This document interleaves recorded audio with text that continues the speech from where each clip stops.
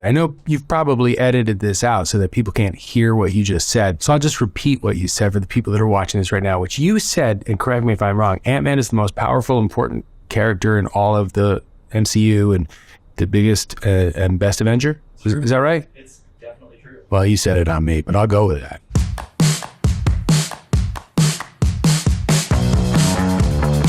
Anchorman. It's called Sex Panther by Odeon. It's illegal in 9 countries.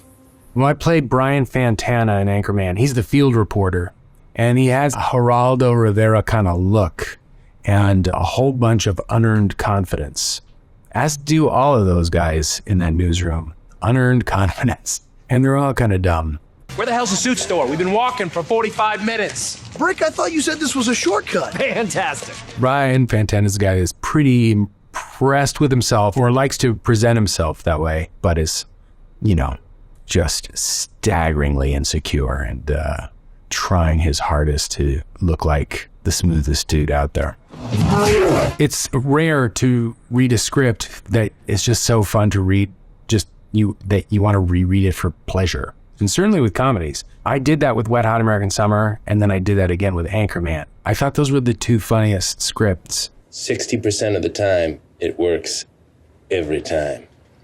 That doesn't make sense. And they were funny for similar reasons, and their absurdity and how meta certain things were, and how it was so unlike everything else. Probably why they both had trouble getting made, and the reception was confusion for a lot of people. But Anchorman was one that I just thought, oh my God, this is the funniest, craziest, most specific story. Will Ferrell and Adam McKay, they write together. It's just bliss. New Steve, assemble! Hey, Ron. What's up? It was a while before I was cast in it. I think I had a few months, and I was just on the phone every few days with my agents going, have you heard anything? Have you heard anything? Which is not normally the way that I am, but I was with that.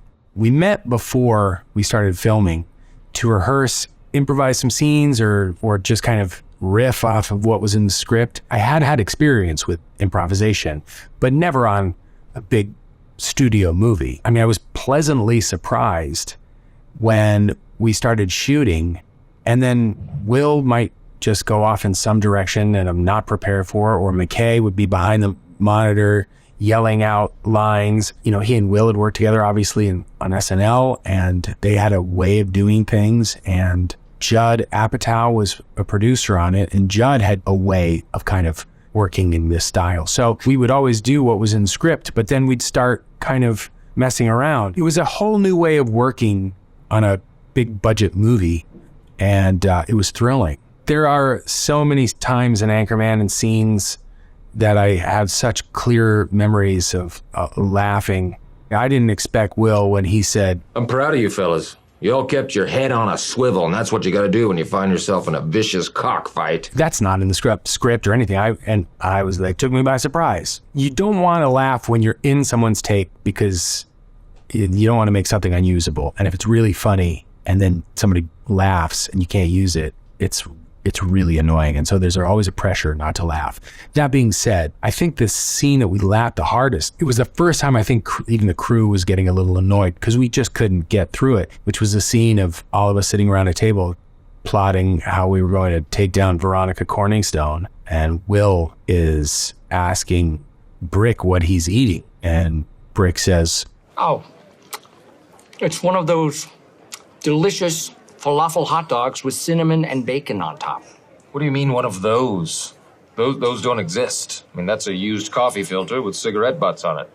And I remember looking at it, and it was coffee grounds, but it was like chocolate cake, but it looked like coffee, a real coffee filter, like a cigarette butt wrapper, and then a dime. And every time Carell would take a bite of it, it was so repulsive, we'd all start laughing. We'd have to do it again, and then the buildup became funny. Because Will would then say, by the way, Brick, what is that you're eating? And as soon as he just said, by the way, Brick, he didn't even get out, what are you eating? He said, it was the pause and then noticing, and then we'd all just start laughing. The 40-year-old virgin. You know, when you grab a woman's breast and you feel it and it feels like a bag of sand when you're touching it. Bag of sand? You know what I mean. Why don't we just play? Why don't you just deal the cards? What are you talking about? Steve had this sketch that he had done at Second City that he'd written about a 40-year-old virgin. Actually, the sketch it was kind of recreated in that poker scene, but it's a bunch of guys that are sitting around kind of telling tales out of school about how, women they've been with, things they've done. And one guy who's like, oh yeah. And it becomes clear that he's never, ever been with a woman, and that turned into the movie. You're a virgin! I am... Shut up. How does that happen? Having now worked with Judd a few times, we'd spend a lot of time before adding things to the script, filming improvisations that would eventually make their way into the script. By the time you start shooting one of those movies, you have a 200 and some odd page script. When it came time to actually film, sometimes we would take it upon ourselves to start improvising. Hey, did you ever see School of Rock? Yeah. Well, this is, it's called School of, Oh, it's like it. that's nice. Judd would say, all right, do more of that. Go back and say that. He'll yell out lines and we'll be in the middle of the scene and we'll just repeat what he says.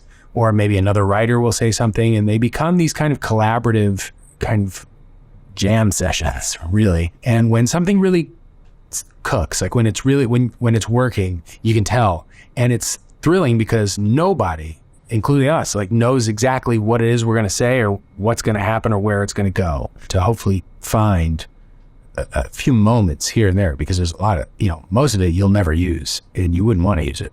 Cool. This the one right here, right? Hi, how are you? So this is your first time getting body waxed? When Steve was getting waxed in that scene, he really was. 1, 2, 3. The girl who actually did it said that her family owned a salon. She did this, and I was like, I don't think that was true. I don't think she'd ever done it. Like one of those things where it's like an actor, hire an actor, is like, can you ride a horse? I can ride a horse. Can you wax a chest? I can totally wax a chest. So much. That one hurt. That one hurt just as much as the first one. That's great, man. Man. We were playing into it, obviously. I don't know if it's true that Romney really did get queasy and wanted to leave, but I mean, it really was. You could tell it was painful. We set up 5 cameras because once, you did it, you weren't going to be able to go back and do it again. Steve's hilarious and he knew how to scream and make it funny. And you're coming up with jokes on the fly too. I mean, I think just the pattern in which he was waxed, it's like he did look like a pumpkin. So then it's like, you look like a man-o'-lantern. This is not a good look for me. You look like a man-o'-lantern. Thank you very much. Appreciate it. There's always this kind of somebody with a pen off to the side writing things, or sometimes you don't want to say what you're going to say and you don't tell anybody. If it works, it works, and if it doesn't, it doesn't. I love you, man. I'm glad you called. We get home safe, Pistol. You got it, Jobin. So, what?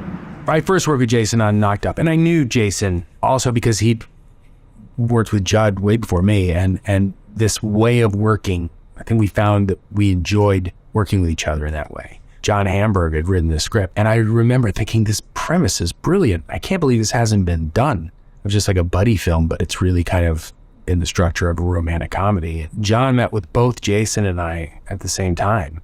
Yeah, let's do this. This would be really, I think would be a blast. It was so much fun doing that movie. And there was such a joyous feel on it. I think because Jason and I we could complete each other's sentences, and as far as any kind of joke or any kind of dumb little thing that somebody might think of, the other guy wouldn't bat an eye and take it and go with it in some other direction. You're wearing a tuxedo. Think James Bond, all right? Give me some James Bond. No, it just looks like you're pointing at me. I think we really loved the characters we were playing. I loved playing that character. Awkward, insecure, just all of that stuff is really fun to play. Probably comes a little too easy to me because I relate to it too much. Modern day warrior, mean stride. Today's Tom Sawyer, mean pride. That's it. How's that feel? Rush was in the script, and the reason was because John Hamburg, when he was in high school, had a band, and Rush was that was the band. You know, both Jason and I knew Rush and loved Rush, and this would be the perfect band that these guys would share a love of this band. And then it was just so fortuitous because while we were shooting the movie, Rush was on tour, and they came to LA, and they had 2 shows, and there was a day in between each show. And they said, all right, yeah, we can come by, we'll shoot a scene. You know, I probably hear it a little less now than I did at one point in my life, but I think more than any other thing, I slap the bass is probably the line that all of a sudden I just walk down the street and I'll hear somebody yell it from somewhere. Slap at the bass, mama.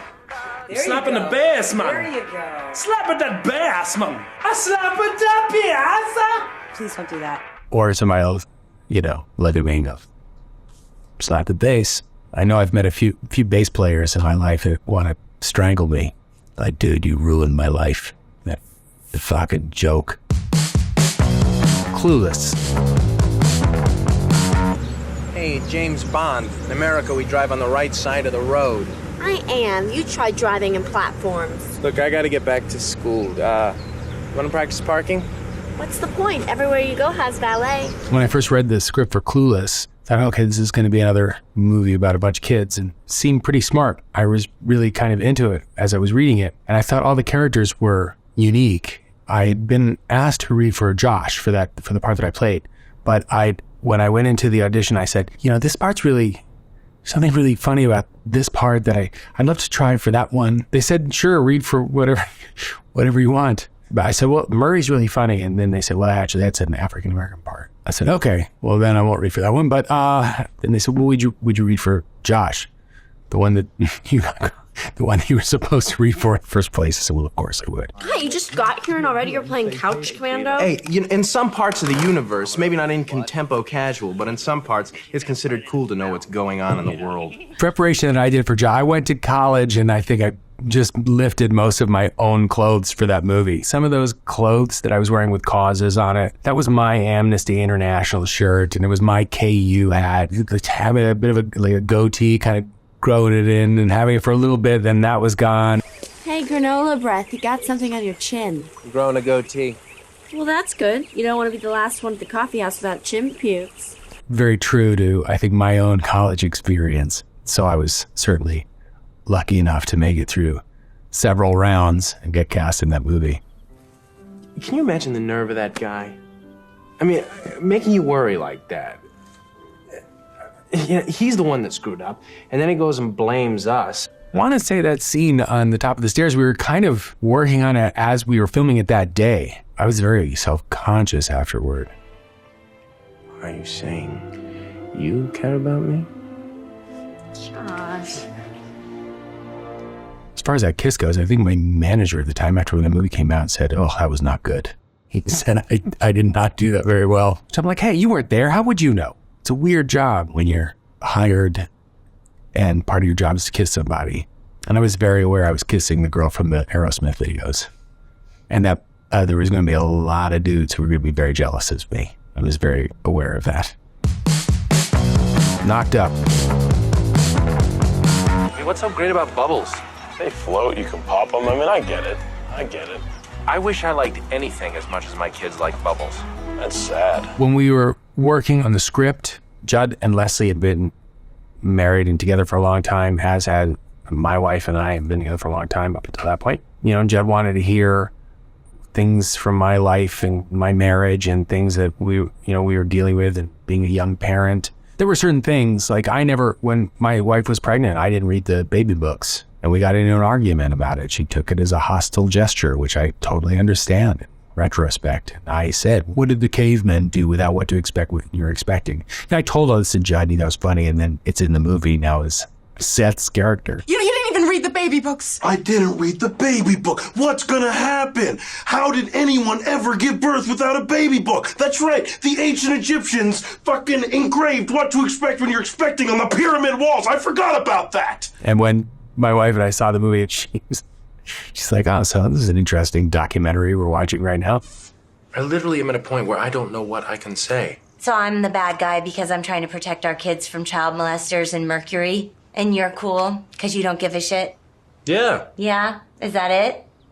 Pretty much. God, you're an asshole. It was the first time that we had worked together, Leslie and I think the very first scene that we filmed together was when we're in the bathroom. So what do you think? Should we have sex tonight? Ugh. Sounds awful. And then we got into a fight. I'm just really constipated. Do you really want to? Well, now. And Leslie is such a good actress. I went home that night. I was like, oh my God, I think Leslie is really mad at me. I think she maybe hates me, and really kind of rattled me a little bit. Somehow I got back. And the next day, Leslie came over to me and she goes, I heard you think that I'm mad at you. I said, I hope not, because I didn't want to upset you. She goes, of course not. I don't hate you. My God, I hate Judd. And I thought, oh yeah, no, we're going to have a blast. We're going to have so much fun. There are 5 different types of chairs in this hotel room. Holy fuck, what are they all doing in here? These are 5 different types of chairs. Get them out of here, man. Set design it was like a hotel room. There were chairs sitting around. I thought, like, how do you act like you're peaking on mushrooms, or like it isn't like drunk or high or something? Like, I don't know. What do we think? Shoot, let's just put all the chairs together. And then, like, all right, now go, guys. Oh, man. We knew we were going to get to this idea that, can you believe, like, that somebody would ever want to be with you, to marry you? So we had an end point, thing we knew we were going to kind of say, which was about, but how we would get there, we didn't really know. And those chairs were just happened to be props in the set that they had built. And so we just pushed them all together and we just kind of started rolling it. You can't accept love? You don't know what it is? Love, the most beautiful, shining, warmy thing in the world? You can't accept it? I have to go to this other chair. Oh, this is a better energy. This is 40.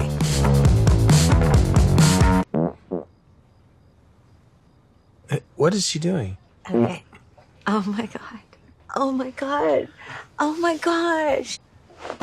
Don't do that. What am I doing? Don't fart in the bed. You know, I've known Judd and Leslie and the girls for years, and I knew them when they were babies, really. And I went over to the house one night. I was just like, all right, I have dinner and see what their night is like. You know, how their evening kind of goes. They're like, all right, I'm going to go put Maud to bed or Iris to bed and read them a story, or I was just kind of an observer. But I also knew them. So it wasn't, we'd spent a lot of time together up until that point. So it wasn't like I was some stranger kind of taking notes at the end of their bed. It all sounds so Daniel Day-Lewis-y, doesn't it? I'm going to go put the kids to bed. I did, by the way. I remember going to their room and they had a machine that projected stars on their ceiling. And they're like, oh yeah, they don't sleep without this star machine on. And then I went back and I ordered 2 star machines off of Amazon. And I still have them. They're great. We used to build tree houses and play with sticks. Nobody plays with sticks. You and Charlotte can have a lemonade stand. Play kick the can. Look for dead bodies. It's fun. That's fun to do. Get a tire and then just take a stick and run down a street with it. Nobody does that crap. It's 2012. You don't need technology. No technology. It was a weird feeling to do these scenes where I'm acting opposite his wife with his kid standing there and he's off, filming it all. He's very aware of how strange I mean. I kept trying to think, how are his children processing this? Is this healthy? Is what we're doing here right now safe and good? With time and distance, I can say yes. And it was a really fun experience. I had a great time working on the movie. I've had a great time working actually on all of the movies with Judd. I think they've been really, really fun. And they're, as far as creatively, I think they're some of the most fulfilling creative experiences because of the collaboration and because of the freedom that everybody feels, I think, and what they can do and what they can maybe try and come up with. Wet Hot American Summer. Are you gonna clean that up? Oh yeah, I will. I don't have time right now. Clean it up and come to my office for the meeting. I gotta...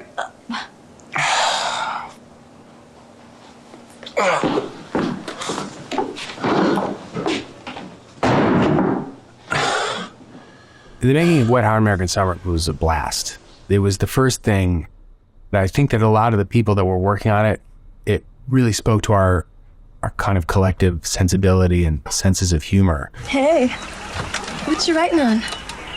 My journal. Write my thoughts in it every day.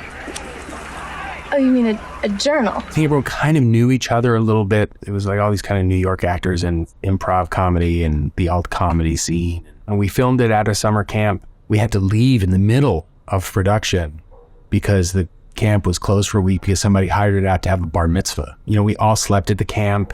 It rained every day. So whoever wasn't filming had to go into town, which was about 30 minutes away, and buy beer so that when the day's filming was done, we all hung out. We didn't have computers, like no one had like cell phones really. It was just it. So everyone was just there. And also, if you weren't working, you went and watched other people filming their scenes. So there was a real kind of camaraderie and a feeling like a collective. And it was like being at summer camp. And so to do that and then work on material that we all found funny, that we kind of couldn't believe was actually getting made. And we all kind of knew people are not going to get this, but I think that people who do get it or will find it funny will find it really funny.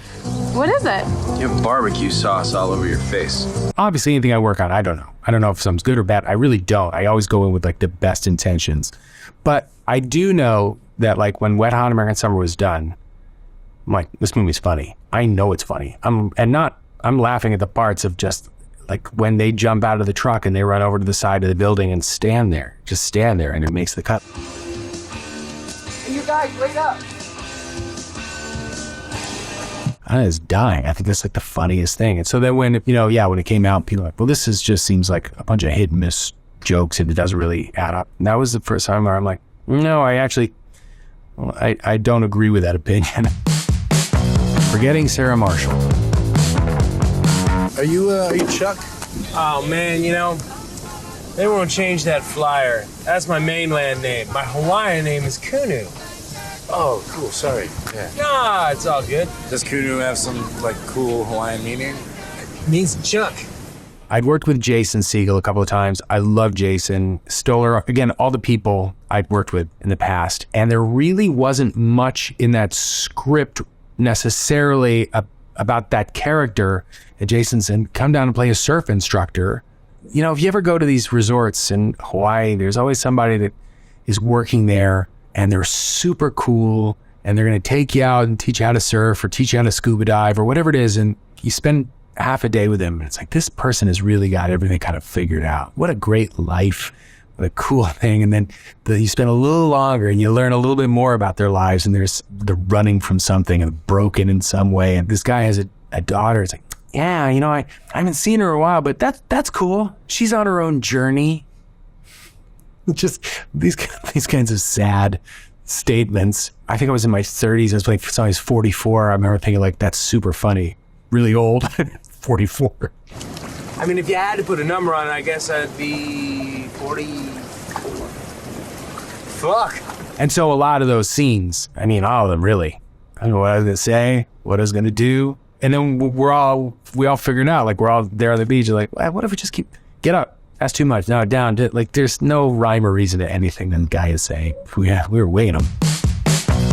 Ant-Man. Would you like some sugar? Yeah, thanks. You know what? I'm okay. My friend Edgar Wright, he had written a script with Joe Cornish. He asked if I would be interested in playing this part. I thought it would be fun to try and play a role that was so different than anything that I'd really played. I mean, the idea of a superhero was really intriguing and great. I mean, these things are seen all over the world and by all ages, that's a somewhat new experience for me. Hey, you're cute.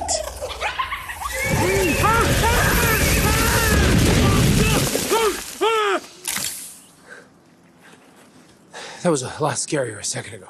The first two were more standalone, smaller, kind of separate from everything else and didn't really have the huge spectacle maybe of some of the other big Marvel movies. And this one kind of does. In this new version of Ant-Man and the Wasp: Quantumania. It is such a huge film. I mean, just the scope of it, the scale of it, and how it's kind of kicking off this new phase with the introduction of Kang.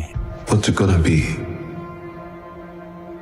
Ant-Man. You know, one of the most incredible experiences I've had working on the Marvel films is getting to meet Stan Lee. And one of the things that he told me was how happy he was that they were making Ant-Man as a film. He felt in the comics, it was very tough to really gauge the scale. If you're drawing Ant-Man, you can't really draw other things at the proper scale. So audiences were going to finally see Ant-Man in the way that he always envisioned Ant-Man.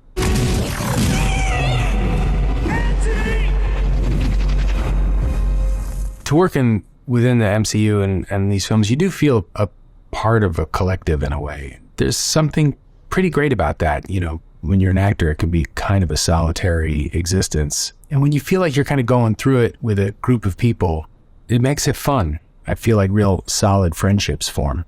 I kind of can't believe that it's been now almost 9 years. Is that right? Something like that? Yeah.